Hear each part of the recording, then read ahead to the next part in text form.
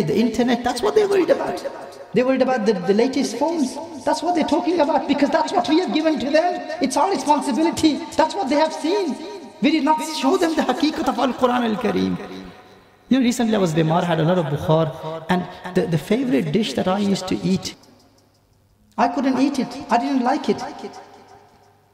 Was that the person who cooked it was a different person or same person? Was the dish different? No, it was the same dish, same food. But I couldn't eat it. Why? I was ill. I was Bimar. The dish was the same. Why doesn't Quran benefit me? I heard the people recite the Quran and they start crying. I heard the people fall unconscious when they recite the Quran. I see that the Quran mentions that the people of Allah, they start shedding tears when they recite the Quran. Why doesn't it happen to me? The sickness is in you. The Quran is the same. We are Bimar. There's a problem in us.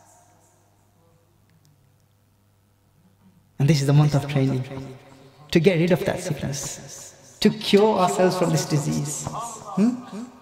And when we work on that, when we work on our children, inshallah, you will see they will fall in love with Al-Quran Al-Kareem. They would want you to recite Al-Quran. They will recite Al-Quran Al-Kareem with you.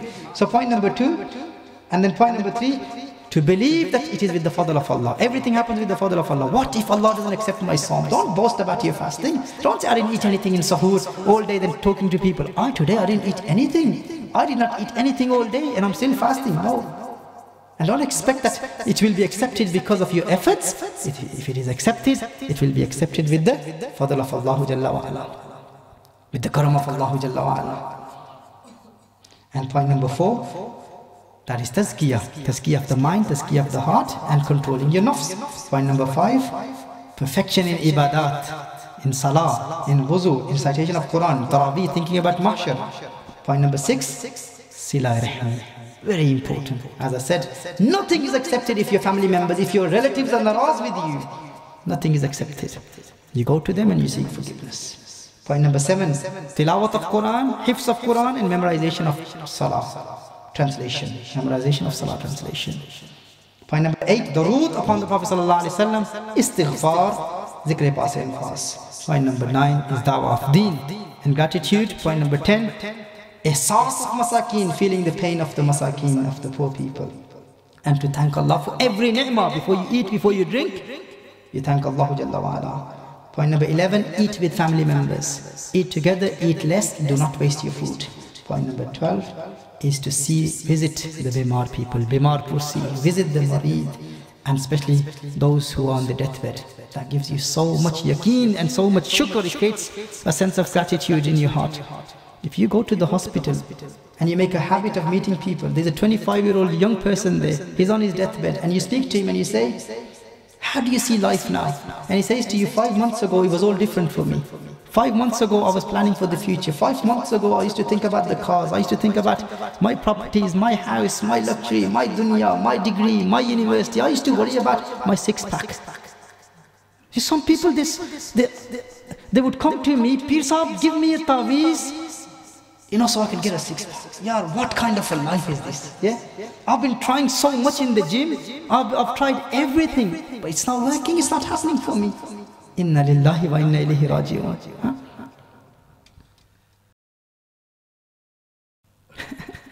I just remember, this is the state the ummah is in. This is our state now.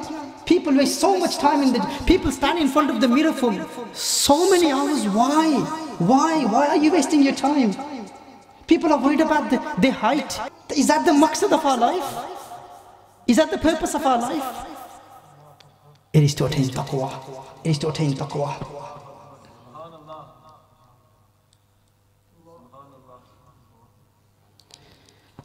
You go to the hospital and you see a person, 25 years old, your age probably, 20, whatever your age is. And then he tells you, 5 months ago I was planning my life, my plan, my motive, my maqsad was totally different. Today, how do you see dunya? Says, when I look out of this window, when I look at this dunya, it has no meaning to me.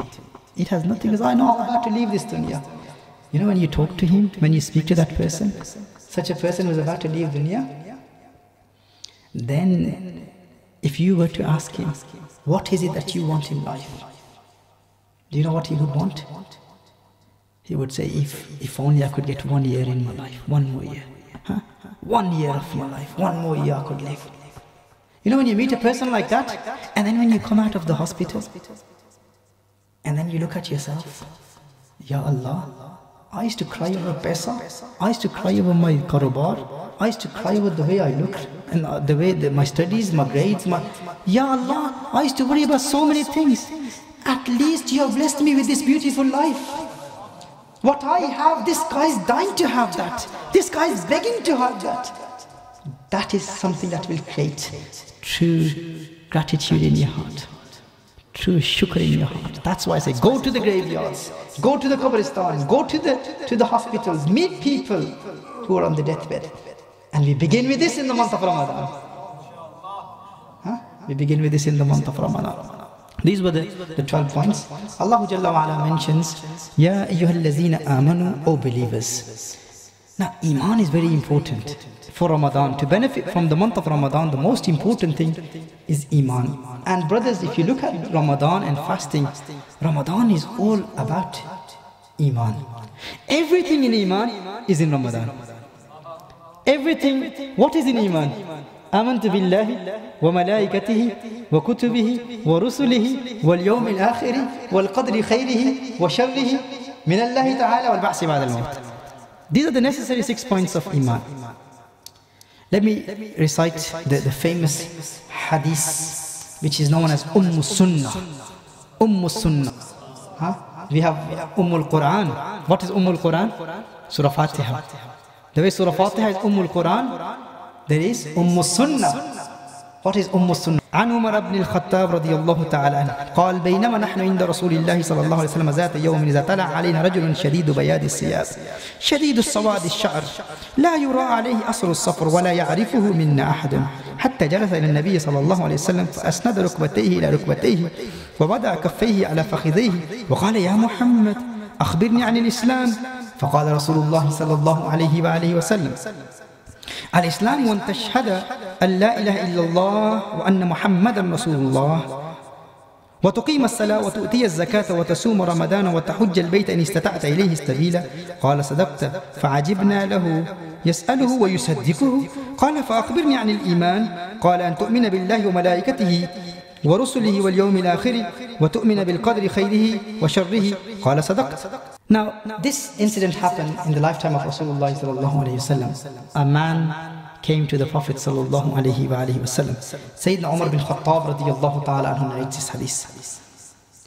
He said, we were with the Prophet of Allah sallallahu alayhi wasallam, and suddenly a man appeared, and he was wearing white clothes, and his beard was dark.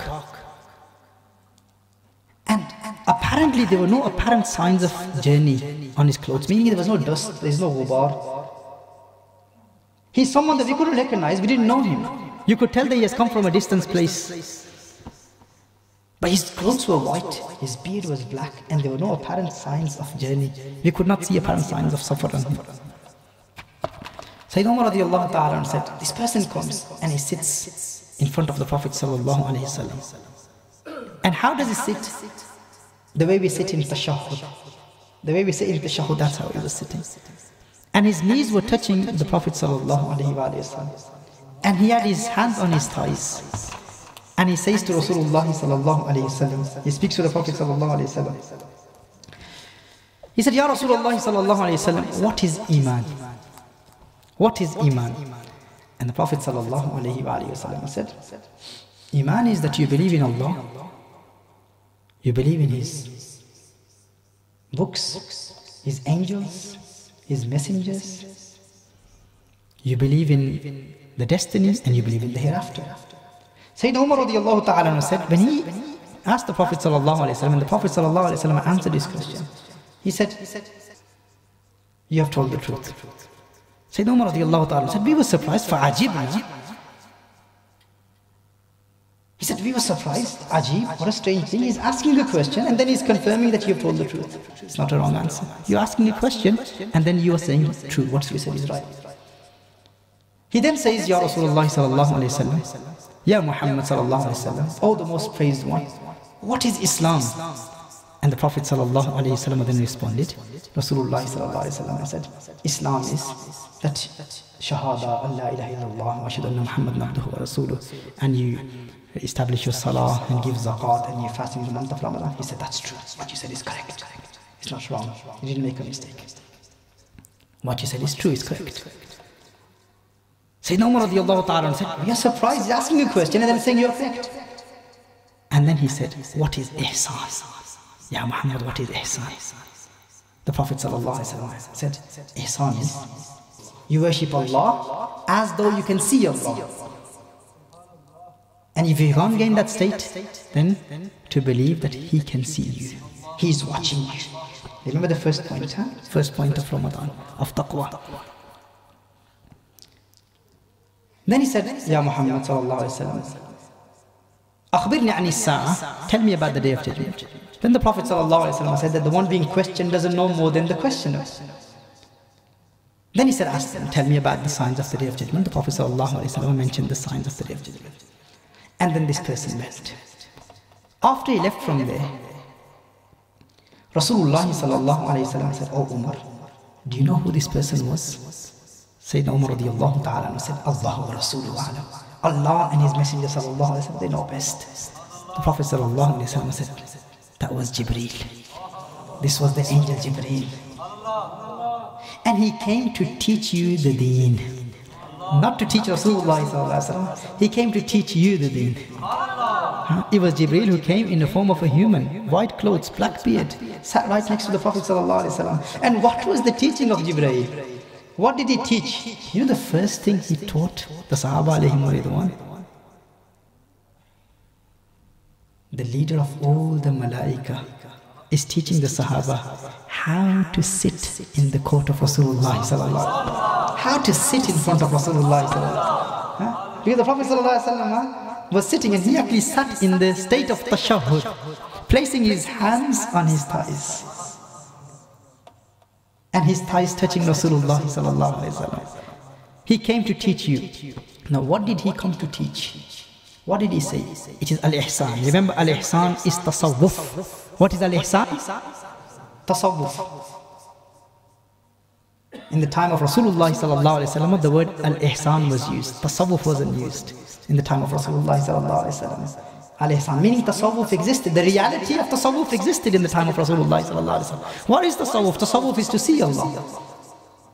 What is the goal of Kanzul Huda? With Iman, Ikhlas, Ilm, Amal, Dawah, Khidmat, Khalq, we will support ourselves and all of humanity to attain the ma'rifah of Allah. And the ma'rifah is irfan. Irfan is to know Allah Jalla wa Ala, to see Allah Jalla wa Ala, to gain the qurb of Allah Jalla wa Ala. That is ma'rifah of Allah Jalla wa Ala. That is tasawwuf. Tasawwuf is ma'rifah. So tasawwuf existed without this name. The reality of tasawwuf existed. The reality of tasawwuf existed without a name. Now the name exists without the reality. In the time of Rasulullah sallallahu alaihi wasallam, the reality of tasawwuf existed without a name. Now the name exists without the reality of tasawwuf. It's all the name of tasawwuf, isn't it? So al-ihsan. What is al-ihsan? Ihsan is connected to song. It's all about, fasting is all about al-ihsan. How? As I said, what is Iman? Ramadan, Ramadan, Ramadan, ya Habib. Sallallahu ala Muhammadin al-Nabiy al-Ummi wa ala alihi wa sahbihi wa barik wa sallim wa salli alayhi. Muhtaram ahibba, आज का खुसूसी विर्द आप note कर लीजिए. जैसा कि हर transmission के बाद, इस खुसूसी ट्रांसमिशन में हर लेक्चर के बाद एक ख़ास विर्द आपको दिया जाता है, तो आज का विर्द बुरे ख़यालात से बचने और शैतानी वसाविस से बचने के लिए, अगर आपको बुरे ख़यालात आते हैं या शैतान दिल में बार बार वसवसे पैदा करता है, तो बुरे ख़यालात और वसवसों से बचने के लिए आज का ख़ास वजीफ़ा आप नोट कर लीजिए. हर रोज़ रात सोने से कबल 3 मरतबा ला हौला वला कुव्वता इल्ला बिल्लाहिल अलीय्यिल अज़ीम, ये 3 मरतबा पढ़ लीजिए. और उसके बाद 1 मरतबा अल्लाहुम्मा या मुक़ल्लिबल क़ुलूबि सब्बित क़ल्बी अला दीनिक, अल्लाहुम्मा या मुक़ल्लिबल क़ुलूबि सब्बित क़ल्बी अला दीनिक, अल्लाहुम्मा या मुक़ल्लिबल क़ुलूबि सब्बित क़ल्बी अला दीनिक. अगर आप ये पढ़ लेंगे तो इंशाअल्लाह ताला इसकी बरकत से अल्लाह जल्ला व अला आपको हर किस्म के वसाविस और बुरे ख़यालात से महफूज फरमाएगा. Sallallahu ala Muhammadin nabiyil ummi wa ala alihi wa sahbihi wa barik wa sallim wa salli alayhi. Brothers and sisters in Islam, if you can take note of today's special litany, the special wird that we give after every lecture, it is to purify your heart from satanic whispers. So if you feel that you're always suffering from satanic whispers and Satan creates different kinds of whispers in your mind and in your heart, inshallah, if you make niyyah of reciting this every day, before you go to sleep, you recite, La hawla wa la quwwata illa billahi al-aliyyil azim. Every night, before going to sleep, you recite, La hawla wa la quwwata illa billahi al-aliyyil azim 3 times. La hawla wa la quwwata illa billahi al-aliyyil azim 3 times. And after that, you recite, Allahumma ya muqallib al-qulubi thabbit qalbi ala dinik. Allahumma ya muqallib al-qulubi thabbit qalbi ala dinik. You recite that once. So inshallah, if you make a habit of doing this, Allah Jalla wa Ala will purify your heart and your mind from satanic whispers. Jazakumullahu khayra wa ahsan al-jaza wa akhiru da'wana and alhamdulillahi rabbil alameen.